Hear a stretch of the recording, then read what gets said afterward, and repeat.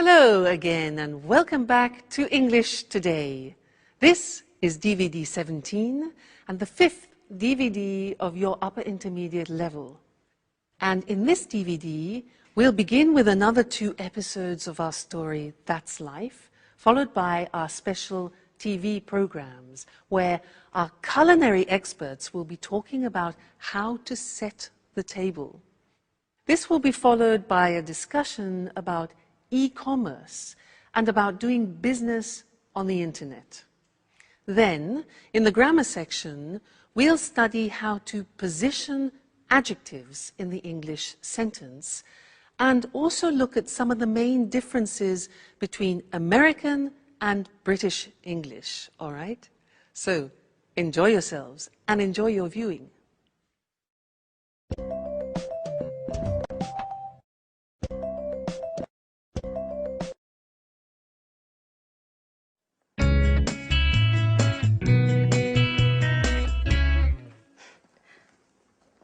I knew it. It couldn't have been different. But watch out! Oh, God. Did you hurt yourself? Oh, no. You should watch where you're going. Oh, no. Oh, no. I'm just walking into things. You know, I'm a bit absent-minded. When I was a kid, I was always falling over. I was always covered in bruises. But, oh, excuse me now. The first full moon of the summer. Just wonderful. Hey, what's the full moon got to do with anything? No, nothing. Come on, please. Tell me what you're reading. It's just a beautiful love story full of passion. It's a love story between a young lady of the nobility and a farmer. The girl's father wants her to marry a lord and is against the relationship. So he arranges to have the young farmer kidnapped and locked away in a secret room to die of hunger and thirst. What a sad story. Isn't it rather depressing? Well, oh, wait a minute. I haven't finished.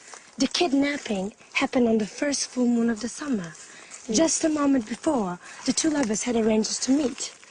Legend says that every year on that night, the young girls return to look for her lover. Do you see? What should I see? It's a legend.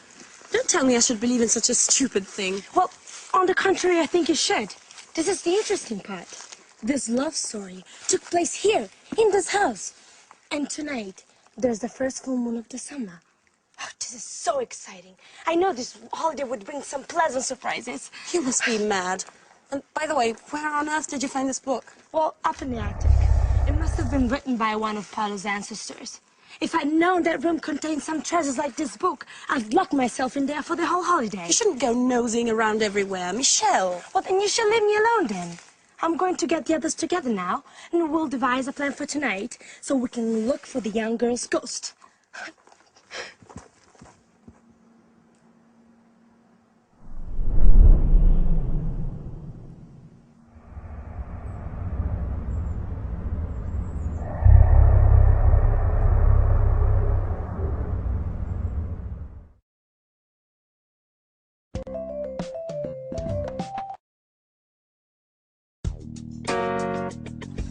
Hey, Sarah! Like a flip?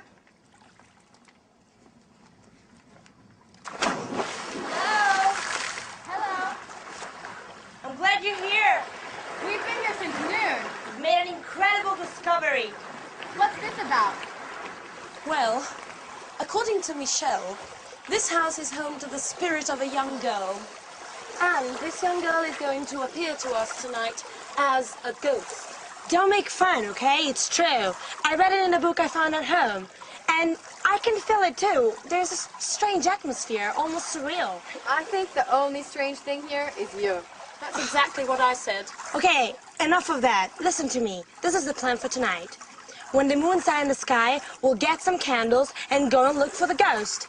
Paolo, didn't you know anything about the story? Well, my grandfather did tell me something about it. When I was a boy, I used to go looking for spirits with my cousins. And didn't you feel frightened? I know, it was a great fun. Sure, everyone knows ghosts don't exist. Oh, you're wrong there. You know, one night, we heard some strange noise. Someone was shouting. Oh, we were so scared. And we ran up to our rooms, and my youngest cousin cried for 2 days. He was so terrified. What rubbish. I think you just invented the whole story. Okay, stop arguing. Paolo and I are going to look for the ghost tonight. Sandra, you coming with us? Well, I don't really believe in these things, but if you're both going, well, why not? It'll be a bit of change from the other evenings. And, by the way, I'm quite curious to find out whether this ghost really exists or not. Sarah, are you coming with us? Oh no, I don't believe in spirits, and I don't do such stupid things. I'll just stay in my room and read. Oh, come on, Sarah. Don't be the usual spoil sport. Come with us. You'll see it'll be fun. Don't insist. I said no. That damn pub. She wouldn't be like this if it hadn't burned down. I know, you're right. Let's try not to let our problems get us down. Sandra, can you call Mike and Anne? And we'll tell them what's the plan for tonight. Okay. Ghost hunting under a full moon, yeah.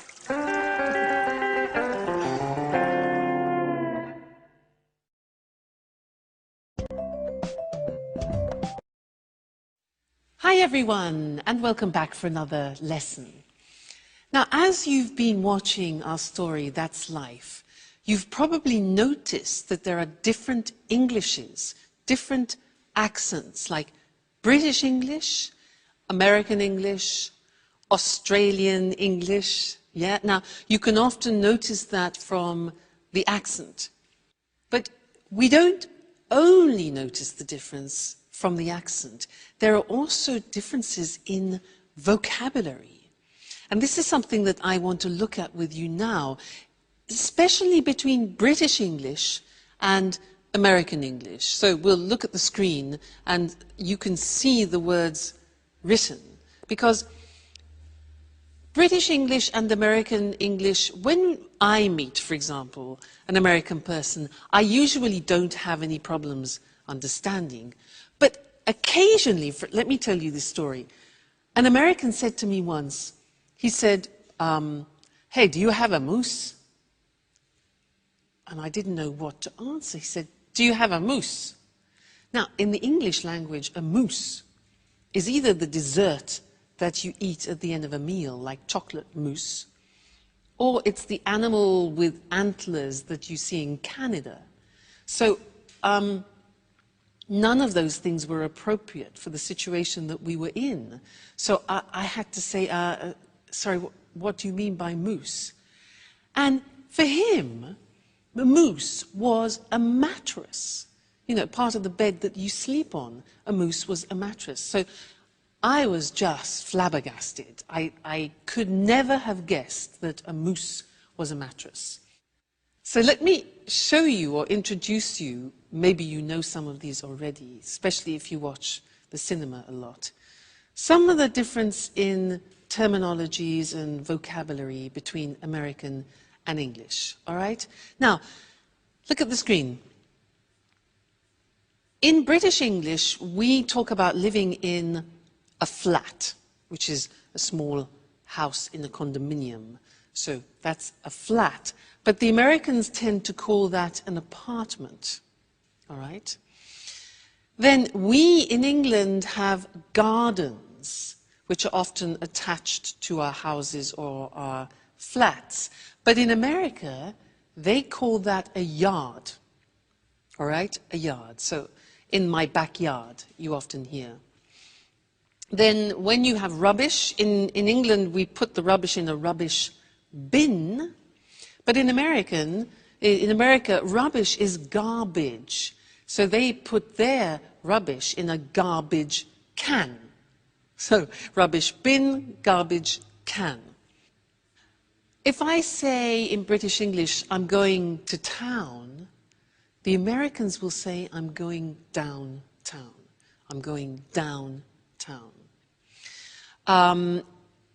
In England, walking along the streets, the part beside the street itself, beside the road, is called a pavement. But in America, that is called a sidewalk. Pavement, sidewalk. We put our cars in a car park, but in America, they call a car park a parking lot. Okay? Parking lot. In Britain, we drive on motorways, whereas in America, you will hear the word freeway or highway or even superhighway. All right, so motorway in Britain, freeway, highway in America. Then when all the roads come together, we call that in English a junction. But the Americans call it an intersection. Junction, intersection. When we are traveling in our cars, we go and we buy petrol. The Americans buy gas or gasoline. For us, gas is a liquid air. So, gas, gasoline, in British English is petrol. Okay? Then, in England, we go to the cinema. In America, they prefer often to use movies, go to the movies. Then, for example, if you go to a theatre and you want to go to the wardrobe, for example, and leave your coats, etc., very often in America, that is called the closet. So, wardrobe, closet. Then, if you're in a restaurant, to begin with, we in England have a starter. The Americans have an appetizer. And this is very interesting. When you take potatoes and you fry them, and for example, you have it with steak, in English, those are called chips. The Americans use French fries.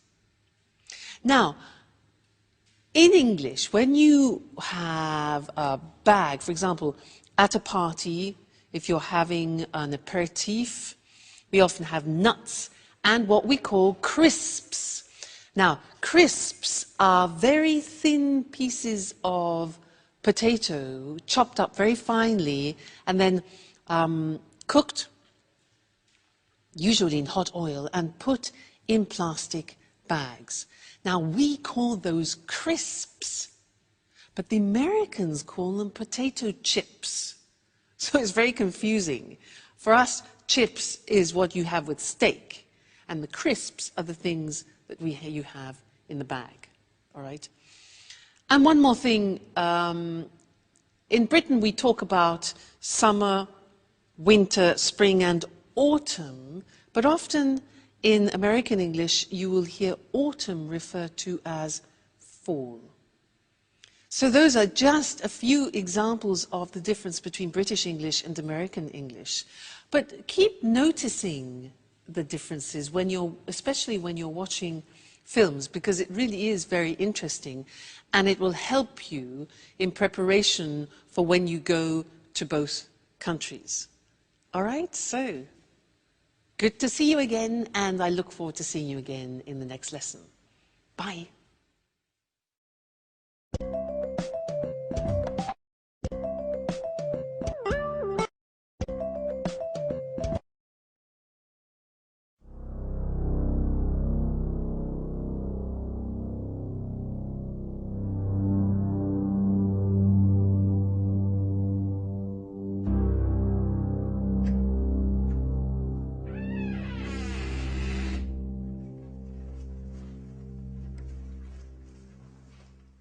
So, this is the abandonment? Yeah? Oh, I should never have got involved in this charade. I still can't believe you persuaded me to come along. Oh, come on, Anne. You'll have fun. You won't regret.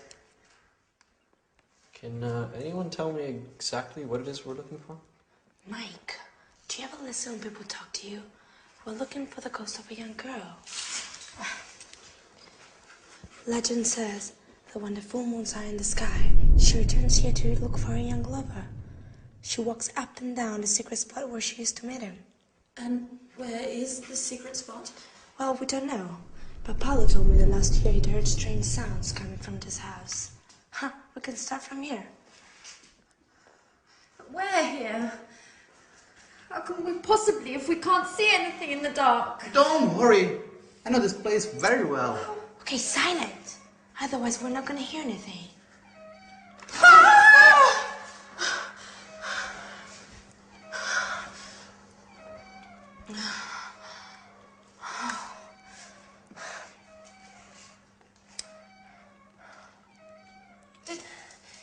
Did anyone ask Sarah if she wanted to come along with us? Of course we did.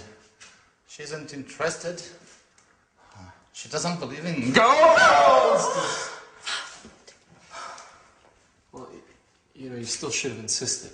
It's not nice to leave her all by herself at night. Okay, can we please start searching again?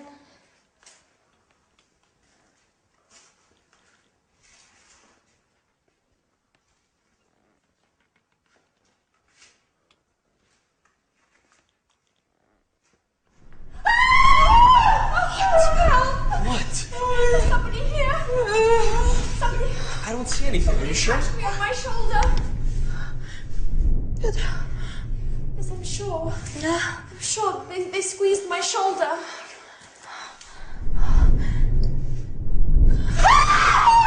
It's me! What an idiot, Paolo! Oh. Okay. Now that we've solved that mystery, silence everyone, and let's continue. Well, to be honest, this place is kinda Creepy. creepy, yeah?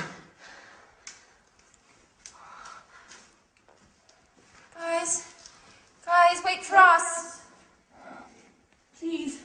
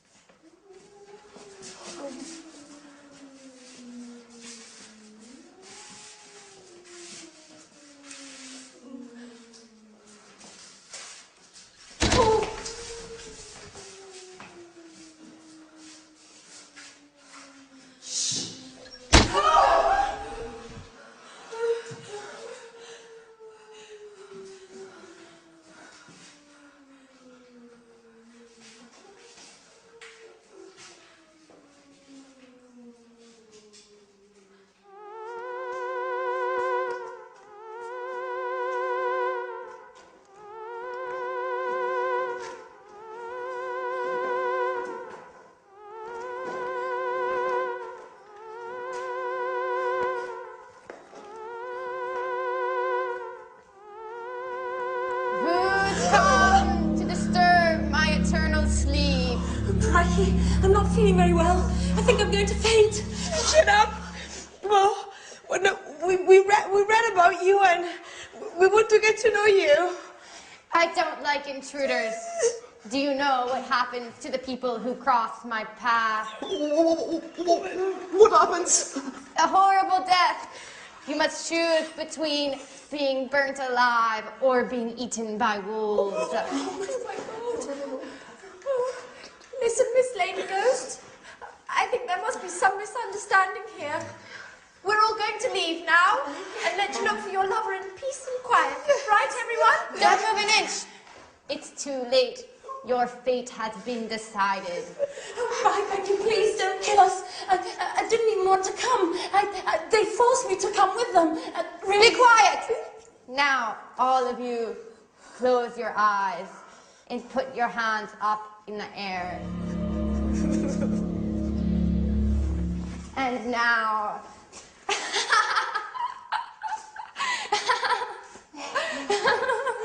Sarah!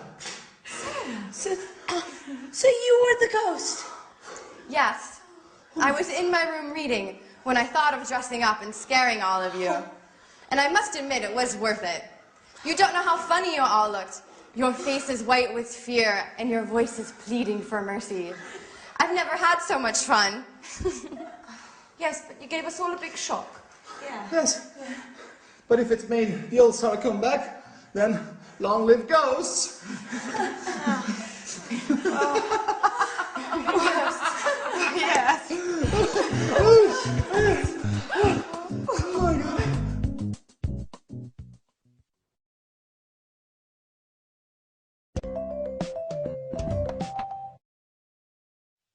Do you believe in ghosts?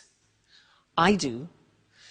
You know, once when I was teaching in England, I was in a mansion, a beautiful old house in the country. And they told me that every day in one of the rooms in the mansion, there was a breeze which passed through the room every afternoon at 4 o'clock. And they said it was a friendly ghost, a woman who haunted the house. Every day she passed through the room at 4 o'clock on the dot. I believe in ghosts. They're all in Scotland and Britain, I think, in general. Now, I want to do something with you in this lesson related to English adjectives. If you look at this bag, if you want to describe this bag, you could say it's big, you could say it's brown, it's useful, it's casual. So these are a few adjectives which you could use to describe the bag. Now, the problem is if you want to use more than one or two adjectives before the noun, how do you order them? Do you say it's a big, casual, useful brown bag, or it's a brown, big, casual, useful bag? That's the problem. Well, in English, there is an order, a specific order, which we're now going to look at on the screen together, so that you can decide every time you're using adjectives what order to put them in. Let's take the bag. So look at the screen. The first adjective that we would say is the adjective of opinion. So adjectives of opinion are, for example, interesting, boring, fascinating, in this case, useful, okay, or even casual. Then we talk about the dimension or the size. So it could be big, small, thin, thick. In this case, the bag is big. After we talk about the age, is it new, is it modern, is it ancient, is it old? And I think we could say about this that it's a new, more or less, a new bag. So far we have a useful, big, new bag. Then we talk about the shape. This bag is square. It could be oval. It could be round. So we've got shape. Then we talk about the color. For example, pink, blue, light green, brown. After that, the origin. Is it French, English, American, Italian? Okay. And then the material it's made of. If it's wooden, plastic, woolen, cotton in this case. So, if we want to describe this bag using all those adjectives, it would become this. Its opinion. A casual, big, new, follow the screen, new, square, brown, Italian cotton bag. Okay? Now, we don't usually put 8 or 9 adjectives before the noun, but if you do want to use 3 or 4, then that's the order which you follow. And remember that in English, all adjectives go before the noun, not after, because in some languages you can put adjectives before the noun and adjectives after the noun. However, in English, the rule is adjectives always before the noun. Okay? Great. So that's the lesson about adjectives, and I'll see you very soon. Bye.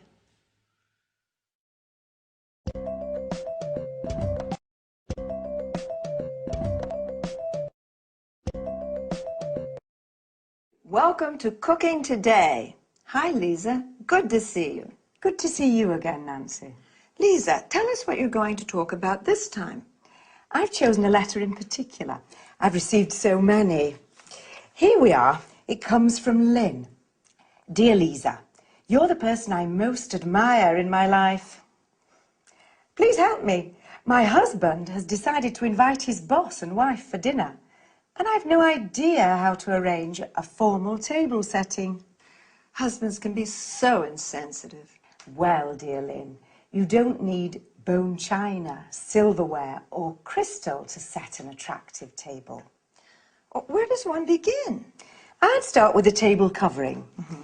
The ideal tablecloth for a formal dinner is a damask one, or a cloth with delicate embroidery. Can it be placed over a bare table? You'd better place a protective padded cloth underneath. What do you think about placemats? They're acceptable for every occasion except formal dinners. And table runners, aren't they pretty? They are, and very trendy nowadays since they come in a wide range of colours. Now, tell us about napkins. They're usually sold as a coordinated set with tablecloths. She's not supposed to use paper napkins, I suppose. Oh, it's considered a bit crass. You can use paper napkins for picnics. Is a napkin ring necessary? Why not? In the past, each family member would have one, either of wood or engraved silver. Today, they're available in many materials and styles. Now, what about dinnerware? I think that a set of one-colour dishes would be very smart. Round plain plates, a side plate, and serving dishes are perfect. What about glassware? The best for formal dinners is a long-stemmed goblet of medium height. Lynn will need a wine glass, a water glass, and a flute for champagne. And cutlery. How do you arrange forks and knives? Forks are placed to the left of the plate.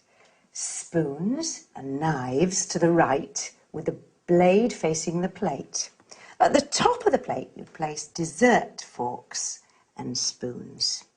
Of course, carving forks and knives are necessary when serving roasts.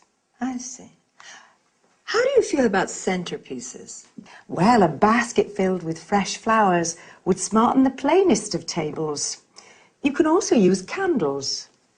It's a real work of art. Yes, and a pretty setting makes food taste better.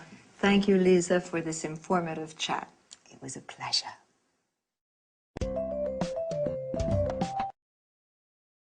Now, let's see which term Lisa used to talk about table setting. First of all, she said there are different kinds of table coverings. A tablecloth is what we use to cover the table with during meals. Placemats are individual settings for more informal meals. Table runners are long and narrow pieces of fabric which can hold several places. A centerpiece can be placed in the middle of the table, usually with fresh flowers as decoration. If you want to protect your table from stains or heat, you better place a protective padded cloth under the tablecloth. A napkin is what we use to wipe our mouths with while eating. Today, paper napkins are rather convenient, but don't use them when Lisa is invited. A napkin ring is a ring of different materials, fabric, wood, silver, which allows people to identify their personal napkin during family meals. Now, let's go to dinnerware or dinner service, also called crockery, or plates, side plates, or serving dishes used for meals. Glassware refers to glasses that can be wine glasses, water glasses, or flutes, used to drink champagne. A stemmed goblet is a tall glass with a stem used in formal dinners. Cutlery, commonly referred to as silverware, refers to forks and spoons and knives. Serving forks and spoons are used to serve food from the serving dish. That's all for this time. See you again next week.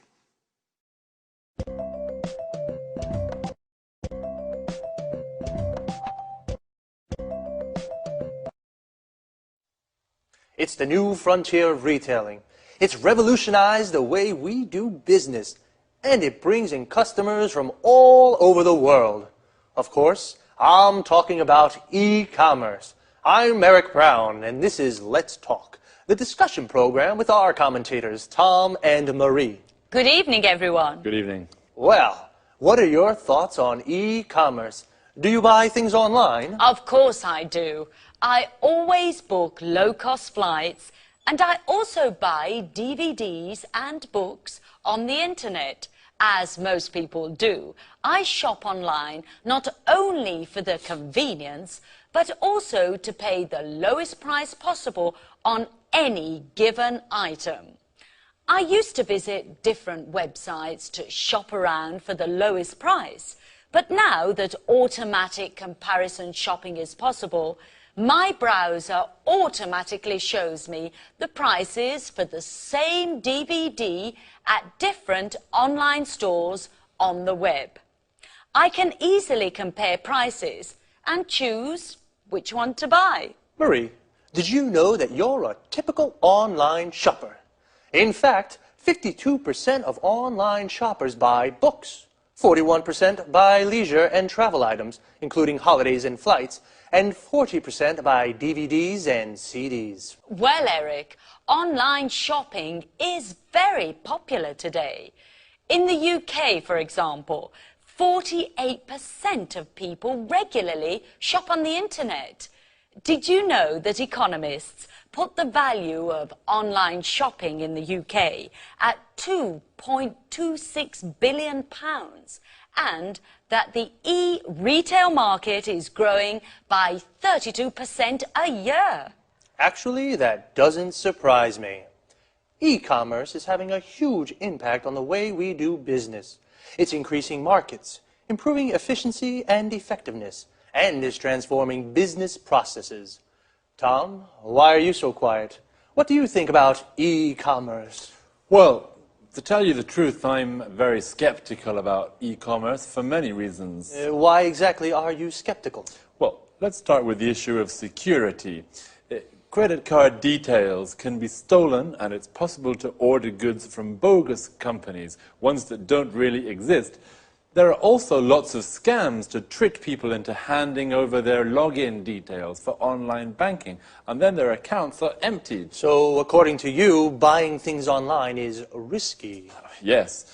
Also, you can't be sure you'll get the goods you ordered, and if there's something wrong with them, who pays for the goods to be returned? You do. Tom, I agree with you, but up to a certain point. There are some problems with e-commerce, but these problems aren't stopping people from spending more and more online.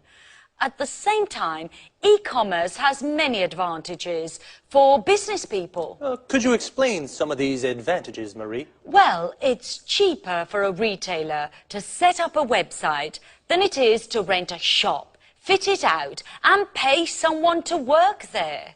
Besides, a website has global reach, so customers can come from all over the world. Okay, an interesting discussion. But I'm afraid, yet again, we've run out of time. Once again, I'd like to thank our commentators. Thank you. Thank you. And goodbye to everyone. And see you again next week for another edition of Let's Talk. The topic today was e-commerce, electronic buying and selling. More specifically, we spoke about e-retailing and online shopping. Retailing is the selling of goods directly to consumers. Consumers are the people who buy goods. Online means with the internet. So, online shopping is buying things on the internet. The e-retail market, that is the selling of goods online, is growing. Well, online shopping has its positive aspects and negative aspects. Marie said you can find the lowest price thanks to automatic comparison shopping. Automatic comparison shopping means your browser, the program you use on the internet, automatically shows you the prices of the same products at different online stores. An online store is a virtual shop on the web. The web is another word for the internet. With this kind of shopping, you don't have to shop around. To shop around means visit different shops to look for the lowest price. It's cheaper for retailers, people who sell goods to consumers, to set up a website than to fit out a shop. To set up a website means to develop a website. Notice how we say to fit out a shop. This means to make a shop ready for use. For example, add shelves, lights, mirrors. Tom, on the other hand, is skeptical about e-commerce. This means he has doubts. He says online shopping is a risk. There are lots of bogus companies. These are companies that don't really exist. And lots of scams. A scam is a trick to steal money from people. Again, we have run out of time. To run out of something means you have finished it. So, goodbye and see you again soon.